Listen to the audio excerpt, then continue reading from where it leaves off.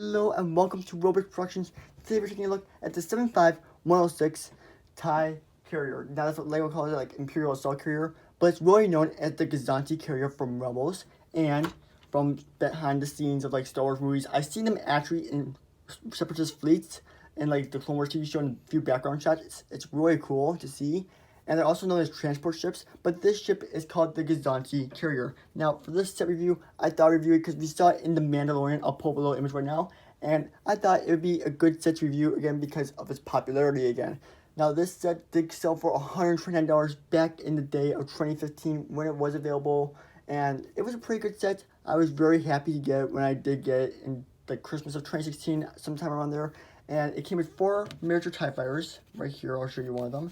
And that's really cool for this set. It's like getting 4 polybags right here, which is really nice, and I really enjoyed getting that. And it's just a really cool set with a lot of features, like when you press these back buttons right here, the TIE fighters automatically fall off, and it's just a really good play set. So let's get into my review, starting off with the figures. Starting off for our only rebel in the set, we have Sabine Run, and this is an exclusive made figure to this set. This is the only set where we actually do get her helmet right here, and that's a pretty cool feature just for that. That's the main reason why I got this set in the first place, was for this minifigure right here, because I really wanted to be with her helmet on. So that is really cool for that. I also really like how they make a custom new blaster for her, like just for Rebels in general, because it's Mandalorian blaster. Even though it doesn't look that good, it's still cool that they made it just for her. And I know they used it later on in some Aeromade figures, like from Overwatch or whatever, but still, it's pretty good. I think Reaper had this gun. I'm not sure though, but yeah. Or Soldier 76. I don't own the set, so I'm not sure, but I did look at it a little bit. Another cool thing that this figure actually has is it comes with her hairpiece as well. So you can actually take out the helmet if you don't want to use the helmet and just have her hold it. Oh, oops. Anyways, you can actually have that, and then she just has her hair.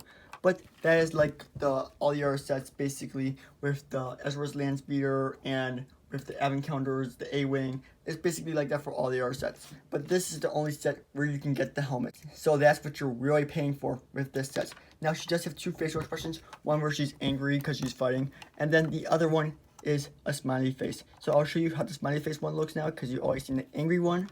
Just turn that head around, and there she is, smiling. So let's get into our next figure, which is Agent Callus. Our next amazing figure, we have Agent Callus. Now, this Agent Callus figure is exclusive to this set, again, because of his hair, but he does come in 2 other sets. The Rebel Combat figure from, I'm not sure what year, but it comes with Ahsoka, and he also comes in the ATDP set. Now, those versions of him have his helmet on, but this is the only one where you can get him with his hair, which is a really nice feature, and I do have to say I admire that, and I really like that. Right here is a pretty good weapon. It's the bow rifle from when he fights Zeb, so that's pretty typical for him. And then he has some pretty nice back printing. It really looks like the ISB logo armor, and it's pretty cool because then people can use this like if they want it for a Battlefront 2 mock, possibly. I'm just saying the ISB agent's pretty dope character in the game, so yeah. And then looking at his backside, you can also see his angry face, well, or disappointed or something like that. I don't remember, but I mean, that's his disappointed face. There it is. Here, I'll get his gun out of the way so you can see that. Let that focus. Pretty nice. I do this day myself. So let's move into the TIE pilots. Looking at this TIE pilot, it's a nice typical TIE fighter pilot. What else is there really to say about it? Again, I've always wanted these tubes like the First Order pilots. I feel like that'd be something really cool to see. This set does come with 2 of them, which is a really nice feature. Even though there's 4 TIE fighters in the set, they can't include 4 TIE fighter minifigures, which doesn't make any sense. But hey, I mean, it's not like they can fit in the TIE fighter at all anyways. Maybe they could fit in there, maybe they would include 4, but I see their reasoning on this. But at least we get a different variant of Sabine Run and Agent Callus, so it makes up for it in the ways of figures. But overall, it's your standard TIE fighter pilot. Next up, we have this officer in the tan outfit. Now, this figure comes in 2 sets. The set I reviewed last week is that TIE fighter. I can't remember the exact name of it, sadly, but it's the one that the Inquisitor flies, which is really nice. And it comes in this set. It would have been nicer if they would have had a different face print for him though, just to give it a little bit of expression, make it a little bit more exclusive, but hey, it's fine. I don't really care that much about it because I don't like the tan ones. I like the gray ones a lot better. But here's his back side. Not really much to say. His eye printing looks kind of creepy. It's kind of scary. And it looks almost as bad as this Anakin right here. I mean, come on. I mean, it's just these lines right here kind of creep me out. And it feels like this kind of Anakin. Last figure here, we have this new Imperial Droid that has never been seen in any other Star Wars set, with a clear dome, red, like, visor area. I don't know what to call that. But it's pretty cool. No back printing, but what droid does have back printing? I don't know. But this is another exclusive thing to the set that we do get. So we get a total of like 3 exclusive things to the set. We get this exclusive Agent Callus, exclusive Sabine Run, and this exclusive droid, which is really nice for people who actually want this set. So let's move into the Tiefire builds. Yeah, one of the 4 Tiefires we do get in this set. This Tiefire is pretty cool because of this window dash piece. Look at that. That's a really nice window dash piece, and I really like it. And it's just a good overall build. Pretty strong and sturdy. It's not going to break too often, but overall, pretty good Tiefire build. Now, the one thing I don't like is this connection right here, but that is required so that it can attach to the TIE transporter, which I'll show towards the end of the video. So stay tuned for that. Now let's head into the set of the Gazanti carrier. First off, I'm going to go into what this ship does. So start off, this cockpit over here opens up, and I am missing some pieces sadly on this set. Like this one's been replaced and this one is missing. I'm sorry, but that's just the way it is because it's a really old set. I don't have the luxury of buying a new one. Also, I didn't put the sticker on that was right here in the middle, shown in the instructions right here, but I just really thought it looked better without it. So I decided not to do that. So as again, this area opens up right here. Then both of these sides actually open up to show the inside of a missile rack. So you just gotta take this out right here. It's a little tricky. It gets stuck in there sometimes, which is not the best, but it comes out good. And you can put your spring-loaded shooters on here. And that's a really cool feature, just to hide them and put them away in a safe little spot. I would never have thought of that. I just would have made a compartment space for something else. But that is a really cool feature on this set. Now, going into the interior of the set, there's not much. There's a control panel right here, which I neglected to put the sticker on because I was a sticker hater back in the day. And there's one over here as well.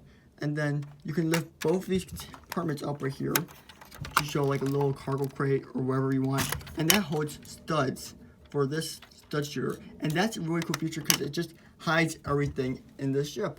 And this one can open up too over here. So there's 2 containers for studs. And then something I really like is that you actually connect to this section. So it looks like there's a passageway to the front of the ship, which there is in the, like, reality for Star Wars. So I really like that feature. Also, this handle is integrated really well into the structure. It's not gonna like fall off so easily, and it's just really strong. But something I don't like is you can't turn this set upside down without this thing falling off. I mean, it happens every time. So I'm just gonna show you.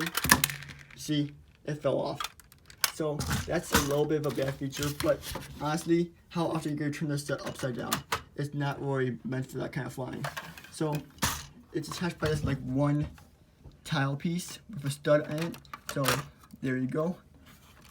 Get that back on there properly. At the back side, there's a lot of cool features. So this engine turns the top stud shooters and the bottom, which is amazing.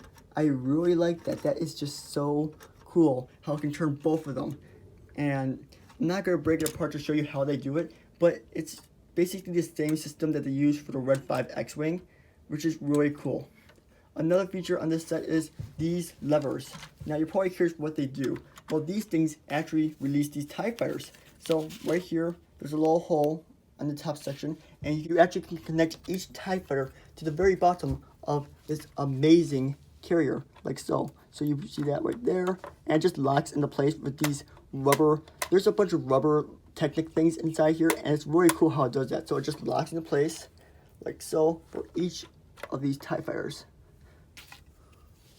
And it usually always works. Like, there's been very few times where this thing actually comes off, which is a pretty cool feature, I do have to say. Here, oh, well, okay, there we go. And then it actually can support all the weight without the Tiefighters breaking, like so. Look at that, that's pretty cool. Now, this is gonna be a little hard to show, so I'm gonna do it this way. So, these things right here control the launch cycle. So if I press on one of these, it drops off. And like this one, drops them. And these buttons just drop the TIE fighters into battle, which is really fun to do. I know if they use bigger TIE fighters, that would not work so well. So that is an amazing feature. The last feature on this set, I know, there's a lot of features, but the last feature is the spring loaders and where they're hidden. So you can actually put one in right here at the very bottom like so, which is pretty cool. Sorry, I'll get my hand out of the way, but it's right there in this section right here. And then you just simply just fire it from the back and it makes a loud noise. Bada bing, bada boom. Pretty good set overall. So let's head into my final thoughts on this set. Overall, do I recommend this set? Hell yes. For $129, hell yes. Buy it. It's a great set from 2015. Amazing. Love it. Fantastic. But the one problem with this set is now it's retired. It's gone up in value. Not too much though. Like you can find them still to buy for $217. I was looking at eBay yesterday just to see how much they went up in value. And even with the episode of The Mandalorian, it didn't go up that much, which is really nice because it gives you guys an opportunity to buy it. And for $200, I say go for it. Honestly, just go for the set. But it just feels like a mad build. Like it just feels like something we don't see often. And I didn't really like playing with it when I was a little kid. I'd rather play with the Star Destroyer I had from 2014 instead of this set. But it was still a nice inclusion to my Imperial army. But that's what I say about the set. So overall, it's a 10 out of 10 build and features and everything. But I'm going to have to give it a total of 8 out of 10 just because I didn't like playing with it that much. But honestly, TIE fighters that can launch into battle, how cool is that? I mean, when I was younger, I always wanted something like that. Like with ships that could launch from it. Like I wanted a Mon Calamari cruiser with like tinier ships or just regular sized Lego ships that could actually come off of it. And this is the only set that we've actually seen where ships literally come off of it, except for the Ghost. But that's, you know, that doesn't really count because it's a little ship. It doesn't feel the same. But this actually launches 4 TIE fighters straight into battle. And that's what I really like about this set. So I highly recommend getting it if you enjoy playing with sets like me. So that's all for now, guys. Peace out. Make sure to leave a like and subscribe. And I'll see you all in the next one. Peace out, guys.